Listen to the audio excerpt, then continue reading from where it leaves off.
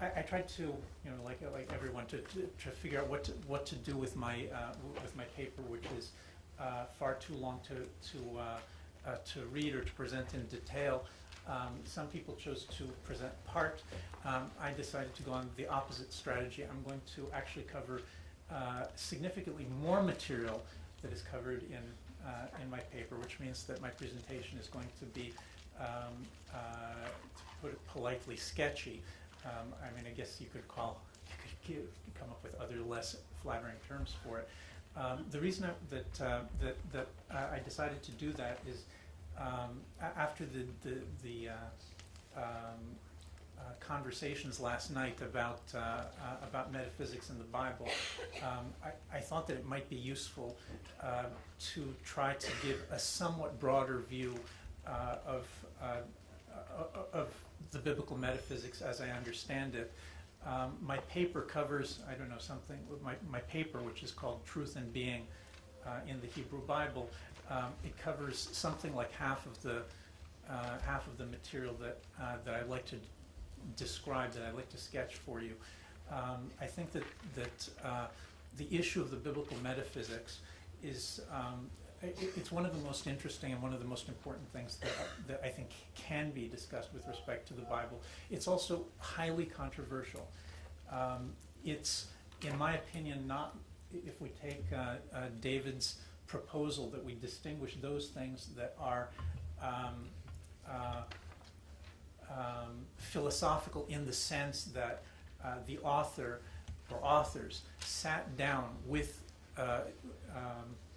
I'm now elaborating, David, but to me, philosophy is the attempt to understand the natures of things or the simple causes of things, which is to say that it is looking for explanations using a small number of powerful concepts. That to me is what is going on and what unites the philosophical enterprise. I think that his distinction between a philosophical text and one whose presuppositions in philosophy are philosophical, or whose presuppositions are worth examining philosophically, I think might be a useful one in this case. When talking about the political thought, political theory of the Bible, for example, with the discussion about the end of the book of Judges at the end of the last session, the question about the view that is being taught in the biblical narrative about anarchy, about different kinds of regimes, about the responsibilities of the king, about how a kingdom falls. All of those things, which I think are very clearly in the text, if you take a very broad picture and read the entire narrative from at least from Deuteronomy till the end of Kings, I believe that those things were purposely put there by someone who's intentionally trying to answer the question, what lessons do we learn from the fact that we lost our kingdom, that it was destroyed? So that I think political philosophy of that kind, I think, is intentionally, purposely embedded in those texts. The metaphysics of the Bible is a different story. I mean, I don't think I have an answer to the question, but I think it's much easier to make the argument that the things that I'm describing are things that are of which the authors are not conscious, for a simple reason that I think that they didn't know how to think in any other way. I don't think they were aware that other people thought differently. So it's the second kind of project that I'm talking about. Historically, metaphysics of the Bible is a field that flourished momentarily in the 1950s. As far as I know, if people know more about this story than I do, please, I'd be happy to learn more. And then died. It's sort of a Cain and Abel story. After World War II, a number of theologians, both Protestant and Catholic, began to attempt to make the case that the Hebrew Scriptures contain a very, very different way of looking at the most fundamental building blocks of reality than Greek philosophy or Western tradition in general. The most well-known names are Thorleif Bowman, Hebrew Thought Compared with Greek, and Claude Tremontin, A Study of Hebrew Thought. These books were the subject of an academic hit by the very prominent, recently deceased scholar of biblical studies, James Barr, who succeeded, as I understand the history of the story, succeeded more or less with his book, The Semantics of Biblical Language, in wiping out the desire, the willingness, of theologians to attempt to engage in this kind of excavation. His arguments are, in my opinion, much better stated. I think that they're much more academic in a sense, they're much more rigorous, and unfortunately they're mostly false. So that I'm in the strange position of defending a literature which I willingly admit has many, many flaws as academic literature, and nevertheless was on to something. Obviously the reason I'm standing here is because I'd like to try to incite some revisiting of these issues. What's so interesting about the metaphysics of the Bible? I'm going to start with a famous, well-known quote from Psalm 24, "David mizmor l'Adonai, haaretz umlo'a tevel v'yoshveva, ki hu al yamim yasda ve'al nerot tichonena." A Psalm of David, "The earth is the Lord's and the fullness thereof, the world and they that dwell therein. For he hath founded it upon the seas and established it upon floods." Okay, now everything I say is going to be, you can take it as an interpretation of these couple of lines, but I rush to emphasize that if you take a look at my paper, I'm not interested in doing drush here. I'm interested in actually making a rigorous argument, which I think needs to be justified on the basis of a lot of sources. You have that kind of argument in my paper. I'm not going to make that kind of argument here because it's just a sketch. I'm attempting to be suggestive. Anyone who wants many, many more sources, I'd be happy to supply them. Right? This image of a world of the earth that is built on top of water, okay, it's something that recurs in the Bible. Sheol, the underworld, is a place of water, and I think that that this is not simply for the Bible some kind of a sideshow. I think that the continuing fact of the world being based on water, by the way, not just the earth, but the heavens also are built on top of water that's above the heavens. The fact that everything that's solid is based on top of water is an integral part of the way that biblical authors, and in this, by the way, I haven't found any distinctions from the beginning to the end of the Bible. In principle, they could be there, but I haven't found any. Is an integral part of what we could call the foundations of the way they understand reality. It's not just a geographic fact, right? And I don't know to what extent physics and metaphysics are really clearly distinguished in this, but it's not just a physical fact. It's not just a geographic fact. Because from the perspective in which the biblical authors write, everything that there is in the world comes into existence, it rises, it falls, it disappears, right? And there's things are built, they're developed out of a background of being fluid and chaotic, and then they return to being fluid and chaotic. This is very similar to the world of becoming that we know from Plato, but of course Plato thinks that there is a realm of stability somewhere else. He thinks that there is eternal, fixed, unchanging being somewhere else. But the Bible, as far as I can tell, doesn't. Right? In that sense, it's closer to Heraclitus. The Bible doesn't seem to have anything other than a world where everything in it rises and falls. Now, the way to understand this, by the way, is I urge you to try to, as I go along, to try to take this as seriously as you can, rather than just seeing it as something past. This is a view of reality in which, for example, when you look at the maps of cosmologists, when they show you the evolution of stars being born, stars growing, stars dying, okay, that's a way that in antiquity, I think that most, certainly in the Greek world, nobody could have thought about the stars in that way. Nobody could have thought about the earth in that way. The stars were fixed, the earth was fixed. But in the Hebrew tradition, that's the way they always thought about everything.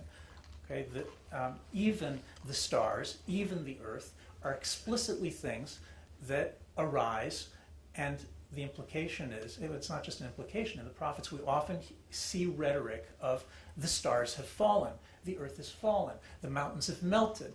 Usually those things are taken to be some kind of poetic rhetoric. It is, of course, poetic rhetoric.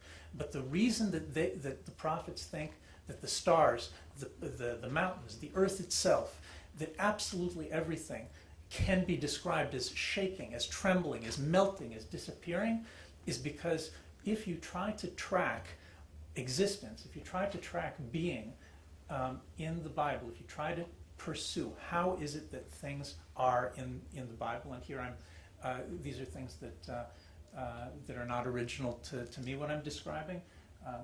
The authors that I named already touch on it. You'll find that although there are only 8,000 words, as we were told in the Bible, when it comes to words of rising and falling, there are so many of them that it's really difficult for English to keep track. So that things that the word establish, things where God established something, covers for a long list of words like Kam, Amad, Hayale, Yatzav, Aram, Gadal, Kanan, Yesad, Etan, Batach, and of course Bara, and of course Aman, and so on. And there's an even longer list, which I only have a partial list here for falling. Nafal, Mot, Mog, Kashal, Ma'ad, Mach, Magar, Mosh, Gada, Kala, Afar, Tzanach, Shaka, and on and on and on. Right? The Hebrew writers are expert at describing the rise and fall of things in extraordinarily subtle detail. That's the world that they live in, a world in which things rise and fall. And as I mentioned, that's something very, very different from anything that we know from the metaphysics of Plato and Aristotle. Now, when I say that nothing is fixed, I'm just going to mention this and then I'm going to go on. If you want to discuss it later, I'd be happy to. When I say nothing is fixed, I include God. Okay? In other words, in this it may be that I have a disagreement with certainly some interpreters of the metaphysics of the Bible, certainly with Etienne Gilson, perhaps with Len Goodman. I hope I didn't drive him out. I don't believe that God is anything like changeless being. I think that Ehyeh Asher Yeh is nothing like a contracted hint of the ontological proof, just the opposite. Ehyeh Asher Yeh should be read as saying what it says. I will be that which I will be. Okay, I can bring more sources if you're interested, but the God of the Bible is changeful in a very, very significant way. Very serious question. What kind of essence does the God of the Bible have? I think he does have some kind of a stable essence, but the first thing you see when you, Moses, go looking for God is arbitrariness and change, rather than unchangingness. But we can continue that discussion if we like. Okay, now this brings us to my paper. In a world in which everything is changing, everything is rising and falling. I just have to put one aside.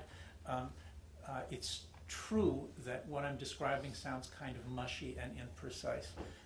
This is not because I have admiration for mushy and imprecise thinkers, just the opposite.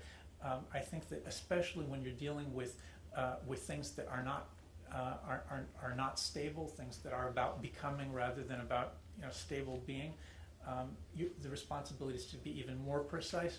I understand that I'm not doing that so well because this is a sketch, but the goal is to get these things to be really clear. If they're not really clear, then in my opinion they're not understood and we haven't gotten anywhere. So now I'll go to my paper, which I hope at least achieves that for part of what it is that I'm discussing. The issue of truth, I think, sort of jumps out at you when you approach a world that is built on rising and falling and has nothing stable in it anywhere. What could truth possibly be in such a context? Well, it certainly can't be what it is to Plato or Aristotle. For Plato and Aristotle, truth is constructed from the fact that that there are things that have a fixed eternal being, whether it's the fixed eternal being of Plato's other world or the fixed eternal being of Aristotelian essences. In either case, there is such a thing as things that are unchanging and fixed. And when we, as human beings, try to approach the truth, what we try to do is we try to take our understanding, our speech, our thought, and we try to match our speech and our thought. By the way, the speech and thought are simply, for the purpose of this discussion, interchangeable in Plato and Aristotle, as in the Bible. I think that can be defended, but certainly for this discussion, when I say speech, I mean vocalized thought. For Plato and Aristotle, you take our speech and the things that I say, you compare it to the things that are fixed and stable out there in whatever is real. When you make that comparison, this is what today is roughly called a correspondence theory of truth. I understand that I'm stretching the term a little bit, but roughly. And so truth is a characteristic, is a quality, a characteristic of speech that requires the following things. It requires that speech be independent from some mind-independent reality, that speech be about a certain part of that mind-independent reality, and that there be a match, that there be agreement between that which is in speech and that which is in reality. If there's agreement, then you have truth. If there's no agreement, then you don't have truth. Okay, now, this can't be the case in the Bible. Okay, I like the idea that philosophy is a search for truth. I also think that the Bible is a search for truth, but it can't possibly be the same, because in the Bible, there is no other world. There is no world. There's no second realm of stable, fixed things to which you could make a sentence that could then be compared. Okay? I believe that it's not possible to have a correspondence theory of truth if your metaphysics is like that of the Bible. So what's truth? The argument that I make in the paper, and here this particular point is also not original to me. Catherine Munn discusses it in her paper, and there have been other people, quite a few, including most of the Bible dictionaries, which are in this ballpark. Truth in the Bible means reliability. It means stability. It means durability, to use a term of Allen's. It also means steadfastness. And because it means steadfastness, it can also mean faithfulness in the sense of loyalty. Okay? In other words, truth in Hebrew Scripture is a direct response to a world of perpetual change in which there is nothing, and the very meaning of a created world, I think we often don't appreciate this, the very meaning of a created world is not that what was created was stable, but that what was created is not stable, that it comes and goes. Right? So truth, probably the most important commodity there is in a world like that, is that which is stable. The search for truth in Hebrew Scripture, then, is the search for those things which are capable of enduring. Okay. Now, what's the problem? The problem is that we can't really tell which things are enduring. This relates to Josh's description from Proverbs. The problem of epistemology, I think that in certain books of the Bible, certainly in Jeremiah, it becomes very explicit. In other books of the Bible, it's not. But I think that one of the central epistemological problems that you have in the Bible derives directly from this bizarre ontology. That is, if what we're looking for is stability in a world of change, right? If that's the thing that we're searching for, then the epistemological question is going to be not so different, by the way, in a certain sense from Plato. Certain things appear to us to be real. They appear to us to be steadfast, to be reliable, to be loyal. But it turns out that they're not. Other things appear to be steadfast, loyal, reliable, And it turns out that they are. Okay, so reliability, if we'll just take all of these different words that I'm using for truth, I'll just translate it for the moment as reliability. Reliability has the following peculiar characteristic. It is not something that can be known now. Okay? This is very different from Plato or Aristotle. In theory, and by the way, also very different from Descartes.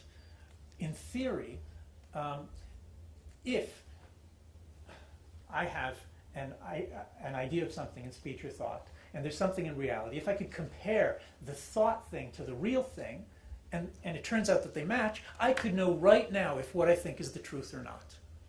Okay, that's true for Aristotle, it's true for Descartes, and by the way, almost all my students, without exception, when I try to understand how they're thinking, that's the way they think. Right? You could know right now whether this is a planet or a bird or an eggplant. You could, anything there is to know, you could in theory know if you could just sort of get into it and dissect it and take it apart and know enough about it, you know everything right now. Reliability doesn't work like that. It has a completely different logic. To know whether the tent peg is reliable, I can't know now. Now I hope it's reliable. I drive it into the ground. I set up my tent. This is Yated Neman, where the name of the Haredi newspaper comes from. You take a tent peg, you drive it into the ground, you set it up, you go into your tent, you know the storm is coming, but you don't know whether that tent peg is going to be Neman, is going to be reliable or not. When will you know? Tomorrow. If the tent is still standing, it was reliable. If the tent is not standing, it was not reliable. Right, so this is true for everything. Everything that the Bible wants to teach us, the different authors are trying to teach us, the big theory, not the big theory, the big framework underlying the whole thing is you can't tell until tomorrow whether this was reliable. Right? And that's how you get into all of the different rhetorical strategies and attempts to teach truth. There's so many different ways of trying to teach truth in the Bible, but they're all dealing with the same problem. Things that look reliable aren't always reliable. The goal is to figure out which ones are. So, to summarize this point, truth in the Bible unfolds in time. It has lots of implications. We can't know things, whether things are true now. We can only know later. Right? That means that the Bible is, from the perspective of some positions in Western philosophy, the Bible is relatively skeptical, using a technical meaning of that term. That is, I actually think that the Bible is significantly closer to David Hume, perhaps, than Len is giving it credit for being. But I'm not saying, like David Hume, like I don't believe in anything. I'm saying the following kind of skepticism. I can't really know whether this tent peg is going to hold this tent up until tomorrow. There is no certain knowledge of that available. That kind of skepticism, if you want to call it that. Okay. Last big point.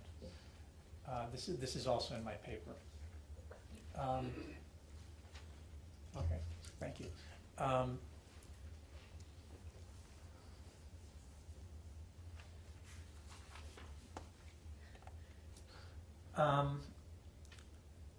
On the basis of what I've said up until now, you could say, well, okay, so the word emet, truth, the word sheker, falsity, in the Bible, they have a particular meaning. They mean either reliability or non-reliability.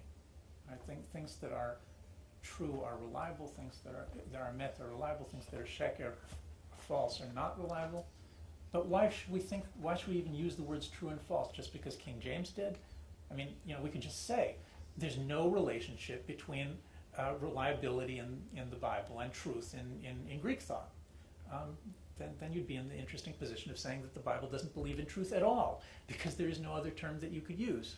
Right? There is no correspondence or anything like it. So then there wouldn't be any truth in the Bible. So I'm a little bit uncomfortable with reaching that particular place, but in theory you could argue that. Except for the following problem, which is that I really do think that the correspondence theory, that the this is what we mean by truth, and the reliability theory, right, the truth as emet, they're actually two different interpretations of the same experience that we live in. I mean, let's not forget that the question of whether the world has absolute fixity in it, let's say the way that Newton apparently believed, or whether it doesn't, in a world that's a little bit more relativistic and Einsteinian, that argument, it's not an argument about well, actually, what I just began to say is completely false, so I'm just going to take that back. I'm glad I figured that out in time. The argument between the Greeks who see fixity in reality and the Jews who don't see fixity in reality, they're both seeing the same reality. I mean, when I say metaphysics, we're still talking about an architectonic interpretation that undergirds everything, but it's still an interpretation. And the interesting thing is that I think that that if you look for the actual concrete things that the Jews are thinking are truth, I don't think that it's necessarily going to turn out to be so completely different from the concrete things that the Greeks think are truth. What's different is the explanation, is the understanding of what makes the thing true. There's an argument here about what it, about the underlying nature of the truth that it is that we intuitively look for when we look for truth. Now,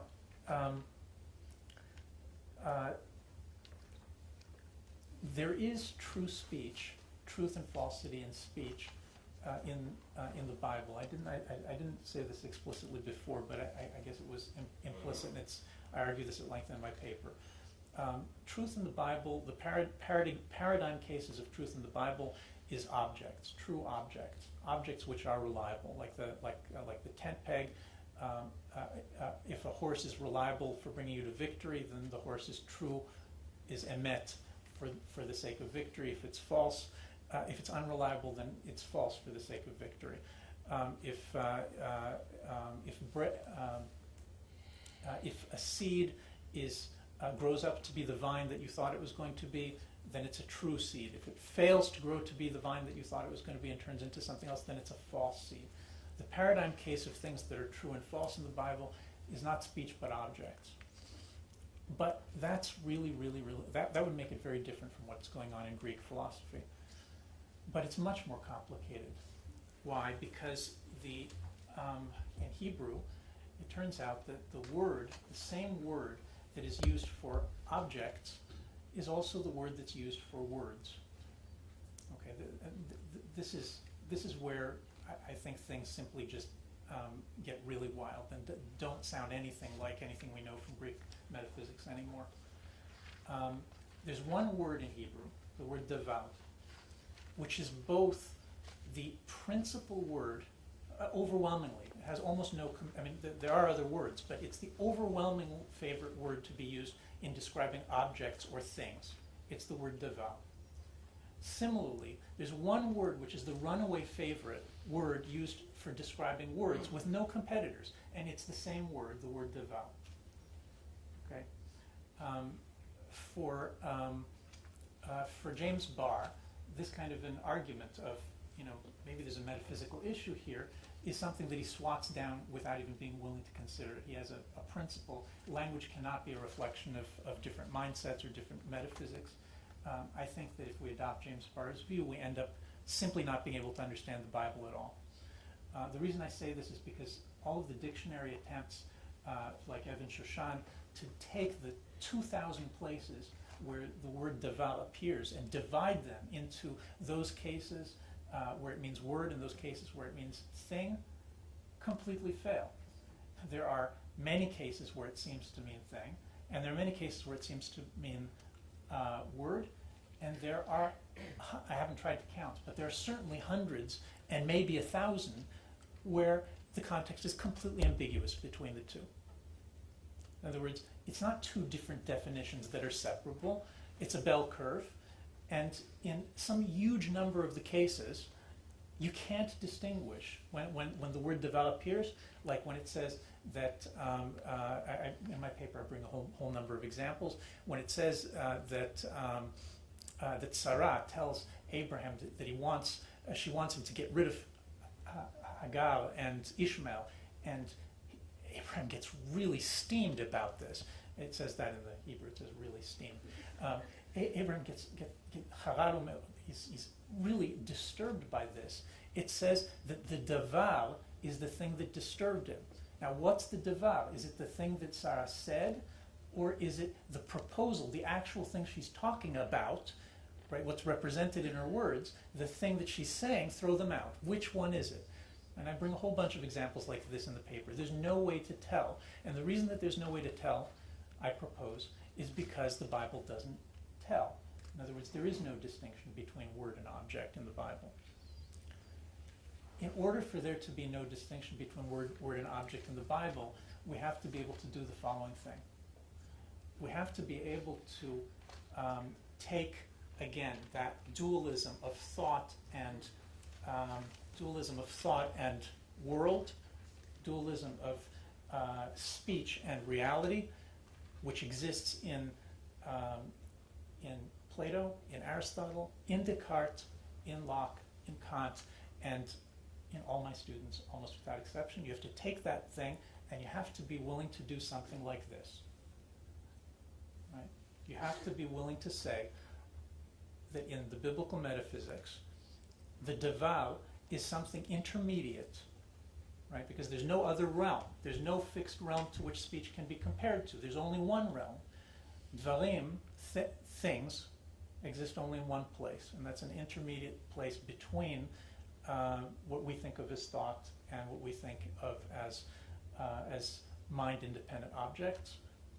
In the paper, one of the arguments that I use for saying that this has to be the case is the fact that I try to show that there's no such thing as reliability. Remember that truth in all cases is a question of is it reliable or not, but reliability doesn't mean anything independent of being reliable for someone. Right? There's always an observer for whom the thing is reliable because of the fact that there's always an expectation of what the thing is going to be or what it's going to do. So I propose, and I argue at some length in the paper, that in this sense, the biblical metaphysics is monist, it's not dualist. Claude Tremontin argues this at great length and actually thinks, he's a Catholic thinker, and he thinks that one of the great wrong turns in the history of Christianity was to have adopted this dualist metaphysics instead of the Old Testament metaphysics. And I'll conclude this with just by throwing out, remember that I've said that everything that I'm describing is a sketch. So I'm going to sketch a couple of places where if this is true, if the biblical metaphysics is something like what I'm describing, then it directly impacts on our theology. Okay? If we want to have a theology. We can also not have a theology and we can just stop there. But if we want to think about God, then we have to think the following thing. Something like this. What does it mean for God to create the world by speaking? Right? It's a very different thing if there is no other world. We're no longer talking about taking a thought in God's mind and projecting it out into another place, into some other realm, reality, where it then solidifies and becomes real so we can look at it and then we can forget about God. We're talking about something very, very different. We're talking about God like human beings. Every time we talk and think, we create dvarim, which are things. Right? Some of these things are reliable. That is, if you press on them, then they become hard and solid. Some of these things are empty and vacuous, and they become stupid lies and figments of our imagination. In this world, all the things that are reliable are the things that God speaks. Right? For us, we have a problem distinguishing. Right? Some things are reliable and some things aren't. All right? But for God, God is going to be that speaker who speaks all the things that are reliable. Okay, and God's word is going to be all the reliable things that we can learn. And then the quest of biblical religion is to use the tools at our discretion, that we have at our command, to try to understand God's speech by finding out what are the things that are reliable